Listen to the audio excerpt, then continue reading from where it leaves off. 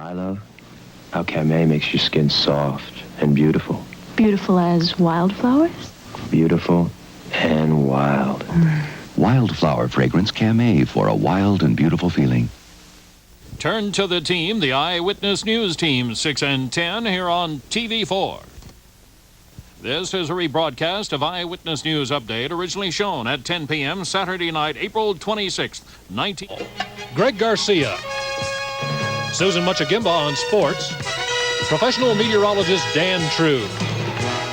This is Eyewitness News 4.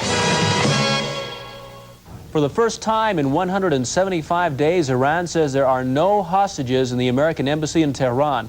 They've been moved to various locations around the city by the militants who planned on sending them all over the country to make a second rescue attempt even harder. The American rescue mission ended in tragedy at its staging area in eastern Iran. We have the first film of the area from Iranian television now. Hillary Brown explains what happened. A senior military officer revealed today that after the decision to scrub the operation, they had planned to fly all their aircraft out. But because of the explosions set off when one of the choppers crashed into a cargo plane, they decided that it was too risky. U.S. officials admitted that secret documents and sensitive communications and electronic gear were probably left behind.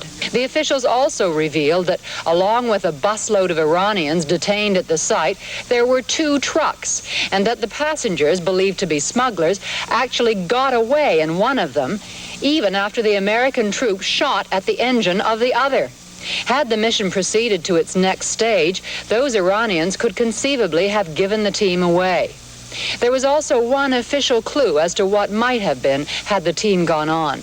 After refueling, the helicopters were to land in the mountains above Tehran and stand by, waiting for the signal to fly into the embassy compound. Published reports speculate that the commandos, meanwhile, would move in on the embassy by road, with the option of using non-lethal chemical weapons to incapacitate the hostages and their captors. Administration officials have hinted that for this, the team could have had help from non-Americans inside Tehran. On signal, the reports go on, the choppers would have landed in the compound, which has a football field. The hostages would have been lifted out to an airstrip outside Tehran, where the transport planes would be waiting to fly them to freedom. But instead, there was destruction and death before the rescue even began. This was an abnormally high failure rate, they say, which they can only put down to sheer bad luck. And though they managed to avoid detection by Iranian armed forces, they chose to land beside a road where they were seen by 50 Iranian civilians within minutes of their arrival. Defense officials remain tight-lipped about the final stages of their rescue plan because they say they want to preserve its tactics and techniques for possible future use. But with the hostages now reportedly dispersed in cities throughout Iran, it's hard to see how they will ever have another chance. Hillary Brown, NBC News, the Pentagon. Apparently, the Iranians felt they had to attack the abandoned helicopters even though there weren't any Americans left in the area. They bombed 2 of the 5 helicopters, accidentally killing 4 of their own military men. Some members of the U.S. rescue team were burned when the cargo plane collided with a helicopter. All the men who were injured were flown to military hospitals in Texas today. Bob Jimenez was there as one group arrived. A small crowd and a military band welcomed the 5 injured men. 2 Marine majors, an Air Force lieutenant, and 2 Air Force enlisted men. 2 of the men were unofficially listed in serious condition. The others are in stable condition. 21-year-old Airman First Class William Tootle suffered only a leg injury. He'll be treated at an Air Force clinic here. But the other 4, some badly burned, were brought to the Brooke Army Medical Center burn unit at Fort Sam Houston. Doctors here have perfected the use of skin grafts and anti-infection creams. The military says it is the best in the country. First off the medevac bus was 34-year-old Marine Major Leslie Petty of Jacksonville, North Carolina. A family member says he may have been the pilot of the helicopter that crashed into the C-130. Next, 37-year-old Air Force Staff Sergeant Joseph Byers of Charleston, South Carolina, the most severely injured, with 2nd and 3rd degree burns over 40% of his body. 36-year-old Marine Major James Schaefer Jr. of Los Angeles. His role and extent of injuries are unknown. Finally, 26-year-old Air Force First Lieutenant Jeffrey Harrison of Warren, Ohio, has burns on only 5% of his body. he may have been the pilot or co-pilot of the C-130 cargo plane. Despite the failure of the rescue mission, these men were welcomed home as heroes. Bob Jimenez, NBC News, San Antonio. Iranian President Bonnie Sauter's response so far to the failed mission is restraint. Rick Davis, whose report was censored by the Iranians, has more from Tehran. Cameramen were warned not to stop at the U.S. Embassy today to take pictures. Militants said they would be useful to the Americans in another attack. But the real reason may have been hostages were being taken out the back gates. At his news conference today, President Bonnie Saad confirmed that the hostages had been moved. Later, it seemed clear the government was not certain it could prevent the militants killing the hostages if there were a rescue attempt at the American embassy. The president was asked if the bodies of Americans killed in the staging area crash would be returned. They will be returned and no conditions have been stated for them. There was a guest at the news conference, Barbara Tim. Earlier this week, she had been allowed to see her son, hostage Kevin Hermaning. I would like to tell you and your people of Iran that our family and another family of one of the hostages, the Graves family, deeply regret the actions that our president took yesterday, and we would like to apologize for that action. We have been welcomed into your community. We have felt safe in your town before the actions of the president, and we feel safe now. There was a lot of ridicule in the papers. The key word in the Farsi press and in the English language paper was failure. Rick Davis, NBC News, Tehran. The families of many of the hostages being held in Iran met with government officials in Houston tonight. Some of them are saying President Carter shouldn't have to apologize for the failure of the rescue attempt. Members of 14 families have been meeting in Houston this weekend for a State Department briefing on the hostage situation. Dr. Ernest Cook and Mrs. Dorothea Moorfield have been the most visible members of the group, but they had not made any official statements on behalf of the group until now. We do not believe that an apology to Iran should be made for the attempt to rescue our family members. We not only support the president's decision in this attempt, but we feel that every effort should continue to be made to secure the release of our unjustly held relatives. We feel that the 8 volunteers who so tragically died in this rescue attempt are true heroes. No names were mentioned in the statement, but Mrs. Moorfield later confirmed that it was Barbara Tim's comment in Tehran yesterday, condemning the rescue attempt that had prompted the group to issue a statement of their own. Moorfield said the 14 families had not been able to agree on anything except to stand united as families in support of the United States government. Jan Phipps reporting from Houston. It looks like the 60-day-old hostage situation in Colombia is coming to an end. Sources say an agreement has been reached between the leftists holding the captives and the Colombian government. Word is that the leftists are flying to Cuba tomorrow and that they'll free their 16 hostages there. Demonstrators in western New Mexico are trying to fight off the big uranium mining companies. More on that when we come back.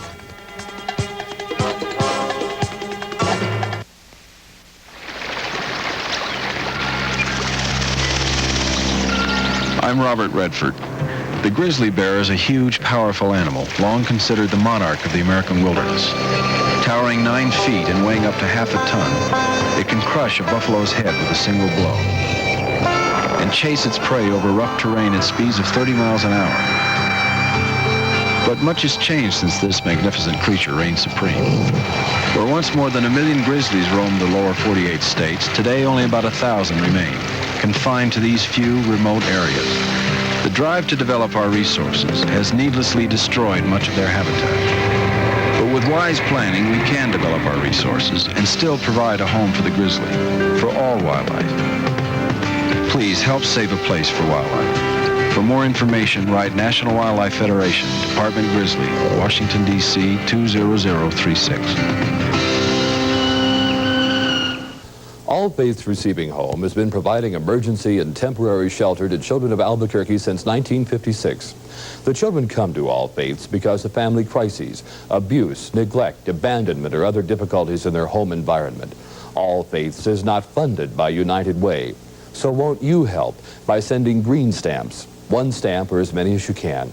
Remember, if you don't save green, send green to this station for the All Faiths kids. They deserve a chance. For all of us today, for our future generations.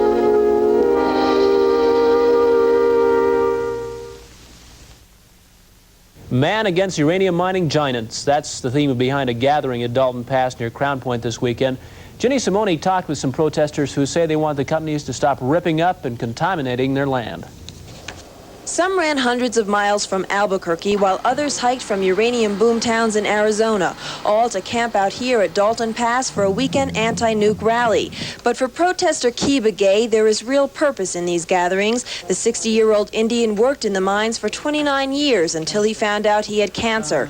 Now he is out of work without compensation, and he needs pills like these to help him ease his breathing problems. His son translated how his father's working conditions contributed to his cancer. During his drillings, there were no water to settle the dust, which of course was radon gas.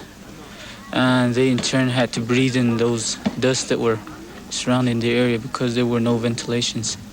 But KOB-TV's sickness isn't the only burden the family has had to bear. His son Earl died at the age of 12 from leukemia. He used to play in the open uranium tailing spills near their home. Weren't there danger signs warning people? There were no, there weren't any danger signs. Ex-miner KOB-TV summarized the feelings of most of the people we see here today when he said that maybe they should stop uranium mining until they find a way to cure cancer. From Dalton Pass, Ginny Simone, Eyewitness News 4. Almost 200 protesters, including this woman, were arrested in Groton, Connecticut today. They were trying to block the gate of a shipyard where the nation's second Trident submarine was being launched today. The submarine carries nuclear weapons. In Detroit's Democratic caucuses, where delegates were chosen today, Senator Edward Kennedy won 23 of the to President Carter's 21. But in the rest of Michigan, where delegates will be picked next Saturday, the popular vote was dead even. Jim Cummins has more from Detroit. The close finish in Michigan means the Democrats who voted here today did what most everyone expected, except the turnout was light. One sign, the aborted rescue mission in Iran, did not have much impact at these ballot boxes. Only about 41,000 Michigan Democrats were eligible to vote, most of them disciplined party activists like UAW President Douglas Fraser, who supported Kennedy, and Detroit Mayor Coleman Young, who supported the president. Outside this polling place in Young's district, prominent civil rights leaders Ralph Abernathy and Charles Evers campaigned for Kennedy. And when the vote was counted, Kennedy did better than expected here. But throughout the state, the vote was close. Kennedy and Carter usually got the same number of convention delegates from each district. Carter campaign officials in Michigan did not want to talk about Iran, but Fraser, a Kennedy organizer, did. I thought it would cut in favor of the president because it's sort of the rally around the flag syndrome, and I don't know how much impact it had. We'll probably have to wait until the next primaries to see how the aborted rescue mission affects the race for the Democratic Party presidential nomination. Jim Cummins, NBC News, Detroit. Along with several other political fundraising events being held around the country, one is being held in Sandoval County for their hometown candidates running for state and local offices. The fundraiser is sponsored by the Young Democrats of Sandoval County. Well, it's a grassroots venture to get the young people out and vote. Here we are in election year. We've got a crisis on our hands. The young people have been sitting by. They're the ones that are now having to be registered for the draft, and we feel like that it's time to rally their vote. This is the first time that anything of this nature has been done in Sandoval County, and we've got free hot dogs over here, beer. We've got some of the candidates have set up a concession over here with free margaritas, and we're just having a good time this afternoon. New Mexico's primary elections are held on June 3rd. 2,100 Cuban exiles arrived in Key West, Florida by boat this week. Thousands of others are still waiting to get out of Cuba. Boats from South Florida keep arriving in Cuban waters. The port of Mariel is packed with boats of all sizes. At last count, there were 1,300 boats there. Thousands of people are waiting for information on friends and family from the Cuban government. Things are going slow, though. Some people have had to wait for up to 5 days, and supplies of food and water are running out. The man in charge of the Albuquerque public school system is revolting against some plans by the man who's been appointed to replace him. Details in a moment on Eyewitness News.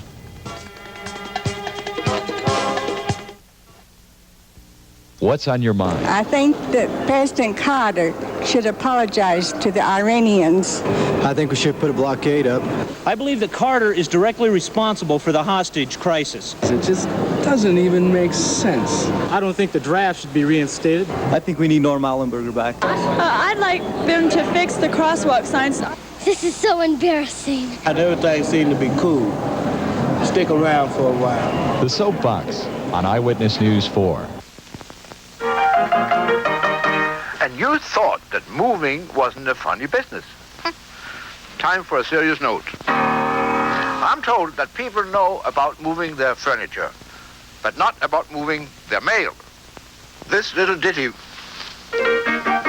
was written in 4 flats because I had to move 4 times while writing it. And to make sure my mail would be at my new door, I notified everyone a month before. The post office gave me a free change of address kit to make notifying even easier. And now, another serious note. Please use your new zip code. My keys, Mr. Mover. Your mail, Mr. Borga. Already? And now, one last serious note. Don't make your mail come looking for you. Notify everyone 1 month before you move, please. Outgoing APS Superintendent Joseph Robitel isn't very happy with his successor's plan to cut out 400 school jobs. Robitel has refused to sign termination letters, which were authorized by Desi Vaca, who will take over in July. Robitel says his signature isn't legally required on the letters, but in any case, he says he will not sign them. The people who may be hurt most by racial discrimination are students. Along with all the other troubles going to school causes, minority students are also forced to deal with racial problems. That combination often leads to low scholastic scores and high dropout rates. This group of educators from around the state met in Albuquerque today to try to solve the problems. This man came from Oregon to explain why he and many other black educators have handled their problems and how they're handling them. He's at the head of a group that works to help black students. We work on behalf of youngsters who we feel have been left out, who do not get a fair shake of the education dollar, and primarily they are minority youngsters. I don't think it's any secret to anyone that when we add up the achievement scores of youngsters in schools, we find that nationwide, minority youngsters are at the bottom of the heap. Albuquerque's 2 balloonists who are competing in the Gordon Bennett race are in great shape now. Ben Abruzzo and Larry Newman launched their helium-filled balloon early this afternoon and drifted out towards sea. They caught the right air currents, though, and they're heading back over land now. They're just north of Los Angeles and are heading east just like they planned. Abruzzo teamed up with Maxie Anderson to win the race last year. And if you were hoping you were all through hearing about Olympics, here's some more about Olympics from Susan. Something tells me this movement is going to grow. We haven't heard the last of it yet. The Canadian Olympic Association voted overwhelmingly today to support President Carter's call for a boycott of the Summer Olympic Games in Moscow. It'll be the first time since 1896 that Canada has not sent a team to the Summer Games. The U.S. Olympic Committee has already voted to support the Carter boycott, but since turnabout is fair play, that committee is now asking the Carter administration for $50 million to expand its training center and another $30 million to fund amateur athletics. Tom Watson has a 3-stroke lead over Hubie Green going into tomorrow's final round of the Greater New Orleans Open. Watson blasted a 6-under par 66 today, which puts him at 16 under par for the tournament. Meanwhile, Pat Bradley has a 1-stroke lead over Peggy Conley going into tomorrow's final round of the Birmingham Classic. 18 golfers are within 5 shots of the leaders. However, Nancy Lopez Melton is not among them. 25-mile-per-hour winds blew through the Texas countryside outside Austin today, but they could not ruffle the play of the old pros competing in the $400,000 Legends of Golf tournament. The talented tandem of Don January and Slammin' Sammy Snead have an amazing 20 under par, 120 total after 2 rounds. 3 strokes back is the Art Wall-Tommy Bolt duo, but no other team is even close, so it's a 2-team race for the $70,000 top prize in tomorrow's final round. Vitas Gerulaitis gave Bjorn Borg all he could handle in the semifinals of the Grand Prix of tennis in Las Vegas today, but to no avail. Borg bested Gerulaitis 6-4, 3-6, 6-2. That's his 16th straight victory over the tousle-haired New Yorker. Borg will meet Harold Solomon for the $60,000 top prize tomorrow.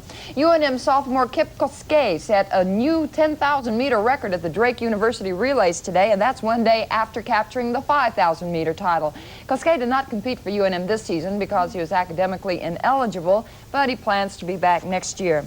The Lobo women's softball squad split a doubleheader with Northern Colorado today. The visitors blanked the home team 2-0 in the opener. Then the tables turned as the New Mexico women scored a 4-0 shutout. Switching to Sports Stadium, it was much the same story as the Lobo men played San Diego State. The Aztecs won the opener 11-6, but then the Lobos came back to outscore San Diego 13-12 in the capper. The Pirates beat the Cubs today, and the grand old man Willie Stargell slammed his first homer of the season. Mike Lederman has the highlights from Chicago. The Pirates scored 5 times in the top of the first against the Cubs. Leading 2-0, Ed Ott grounded a single up the middle, scoring Willie Stargell and Mike Easler. 4-0 Pirates. Then Pittsburgh pitcher John Candelaria had still another single in the inning. The Pirates had a 5-run lead as Ed Ott scored. Leading 5-1 in the third, Dave Parker was up for Pittsburgh. He lined a shot toward right field, but Mick Kelleher, the Cubs second baseman, made an excellent play, saved a couple of runs with that one. In the fourth, Ott singled again with a couple of men on. 1 run scored, and watch Carlos Lascano's throw from center field, cut down Easler to save another run. Still, this was the Pirates ball game. In the fifth, Dave Parker was on base. Stargell hit one into the wind to the opposite field. A fan made a catch in the bleachers as Pittsburgh went on to win 9-2. Mike Lederman for NBC News, Chicago. In the majors today, Cleveland clips Texas, Boston dumps Detroit, and the Twins ace the Oakland A's. Toronto shuts out Milwaukee while Baltimore blanks KC. Chicago and the New York Yankees are all tied up in the 11th, and the Angels lead in Seattle after 2. On the senior circuit, again, the Pirates club the Cubs. San Francisco sinks Cincinnati, and Philly blanks St. Louis. Montreal edges Atlanta. The Astros shut down the Mets, and LA is 1 up on San Diego after 6. And the Dukes won on the road tonight, beating Tacoma. Dennis Llewellyn carting the victory. Great Valley High won the Gallup Invitational Track Meet today. Willie Goldsmith was named the outstanding athlete. Great. Congratulations to all of them. Boy Scouts, Cub Scouts, and explorers from the 4-state area converged on Tingley Coliseum in Albuquerque today. The event was the annual Scout Show. It's a chance for the Scouts to show off what they've been learning and doing, and a chance to learn from other Scouts. Activities range from handicrafts to computers, astronomy, mountain climbing, pioneering, and even hot air ballooning.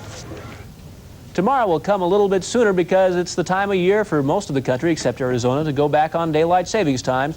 So remember to set your clocks 1 hour ahead before you go to bed tonight. Dan True says the first day of daylight savings time will be sunny and warmer. He'll have the whole weather forecast when we come back.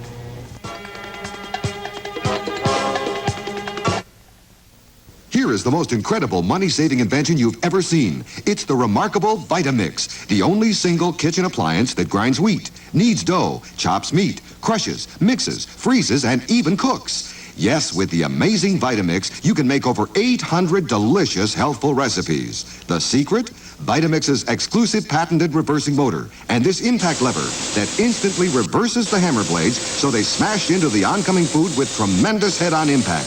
Instead of merely pushing the food around the container, enough force to grind wheat into flour in just 2 minutes. So you can make your own oven-fresh bread, and for as low as only 10 cents a loaf. Just pour your wheat kernels into the stainless steel container, turn on the Vitamix, flip the impact lever, and you have flour. Now add salt, yeast, and water, and in just 60 seconds, Vitamix kneads it into bread dough. With Vitamix, you can serve more nutritious juice because you use whole fruits and vegetables, seeds, peel, and all. You throw nothing away. So you get every bit of the natural vitamins and minerals. You can instantly freeze your own ice cream for just pennies a pint. You can even cook steaming hot soup without ever burning or scorching. Simply pour in some cold water, add bouillon cubes, seasoning, fresh vegetables, meat. And in almost no time, Vitamix's super fast reversing blades give you piping hot vitamin-rich soup. No other appliance can do what the Vitamix does. In fact, Vitamix has so many different uses that it's impossible to fully demonstrate this amazing machine. That's why we want to send you this free giant folder giving you complete details on how to save money and serve your family the healthiest foods they've ever had. To get your free brochure, which includes where to buy and special price, here's all you do. For further information, phone toll-free 1-800-228-3300 or write Vitamix, KOB-TV, Albuquerque, New Mexico. We'll send you a free folder telling you more about this amazing appliance, where to buy, and special price. So write Vitamix, KOB-TV, Albuquerque, New Mexico, or phone 1-800-228-3300. Dan's here with the weather now, and Dan, I noticed you were fixing your watch just when we were talking about daylight savings time. Already said it. Just did. We are educated bone things. Kathy Fitzgerald called. She was in the hospital at the same time you were. She had broken her leg skiing. And she says her bones are educated. What do you mean by educated? They start aching when They ache when there's going to be a change in the weather, ache with the change in barometric pressure, I think. I've never had any broken bones, so I don't know. Mine just ache all the time. Yeah. You know, if I had a broken arm and had educated bones, I might be superb as a weather forecaster. What do you think? The arm of the professional meteorologist. Right. We're partly cloudy right now. East 22, 30.13, 51%. 52 degrees, the high this afternoon, 65 in the shade. The low this morning in the Heights was 33, and in the valley it was 34. And there were some snow showers. You at Red River caught 2 inches of new snow. Chama, you had 0.08 of an inch.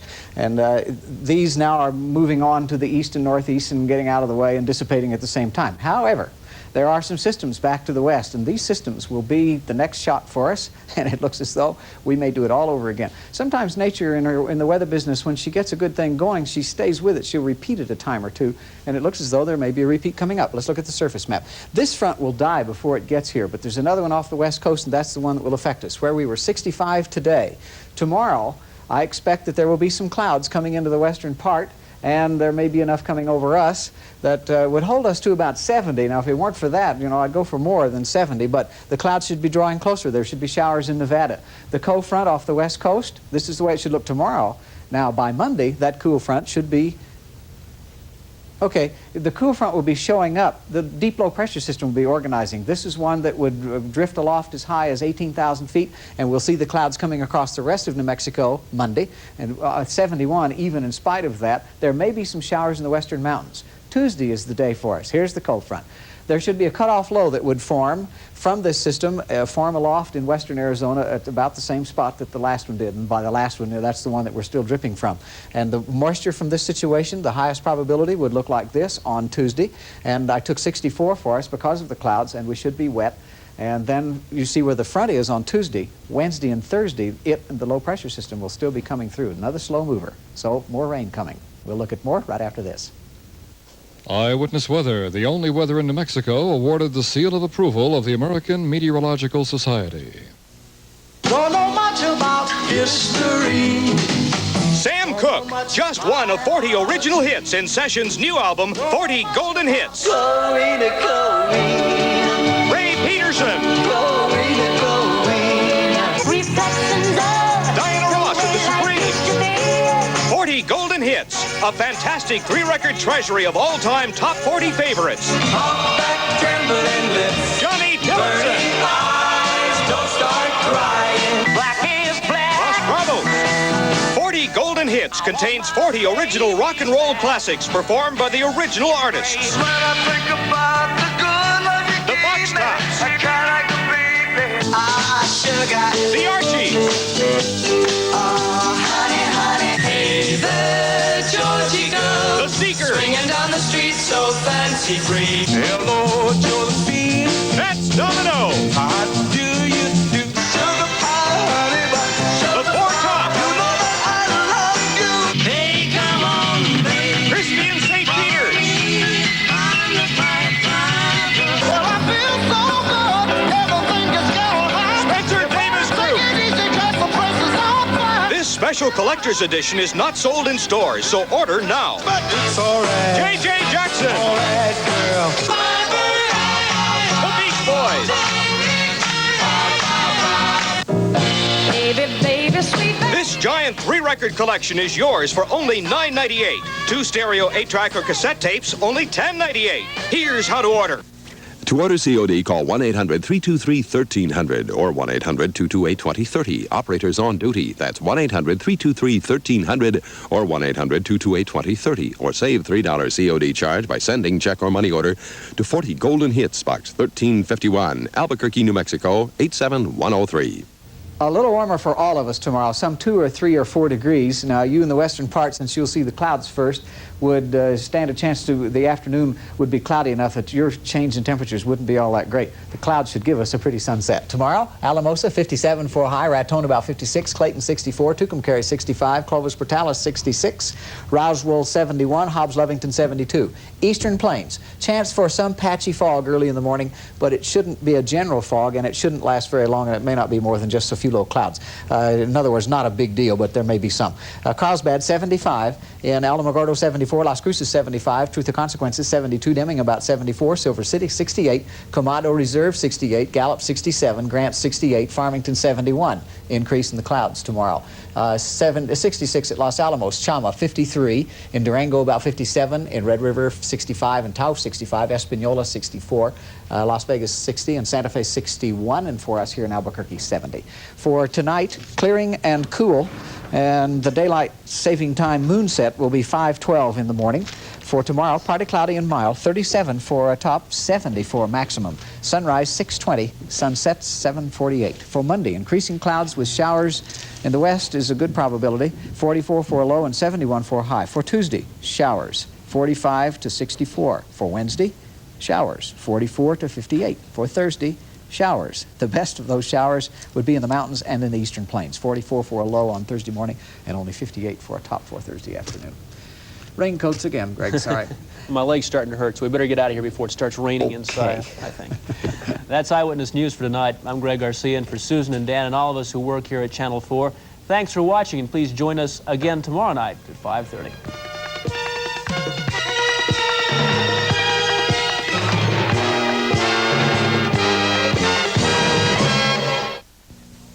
It's all over now. Freight Seals on Manal is going out of business, and the total liquidation sale is being held at 3920 San Mateo with values you may never see again on mountains of bedroom sets or living room sets. Right now, save on a new bed for a better night's sleep in twin, double, queen, and king sizes. Budget masters for the budget-minded from only $79 for the set. It's all over, and it's all savings with easy credit terms available at Freight Seals, either Cerrillos Road, Santa Fe, or 3920 San Mateo, north of Comanche. Even Mikey likes it. Keep your head. Play it smart. Never hit the road unless you're sure of the rules of the road. What your motorcycle can do, what you know how to do. A trained cyclist is a safer cyclist, sharing the road with safe drivers of all kinds. Always be aware of the other fellow. Let him in on your plans in advance. Know the ropes before you take to the road. There are no shortcuts to learning. Operating a motorcycle safely means attending a recognized motorcycle rider course. You'll find out just what you can do on a motorcycle and what you can't. How to get the most out of your bike. How to maintain it yourself. Sign up now for your own protection.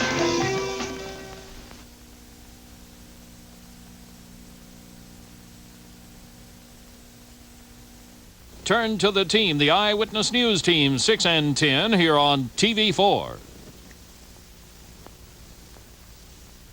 It's beautiful. It's treacherous.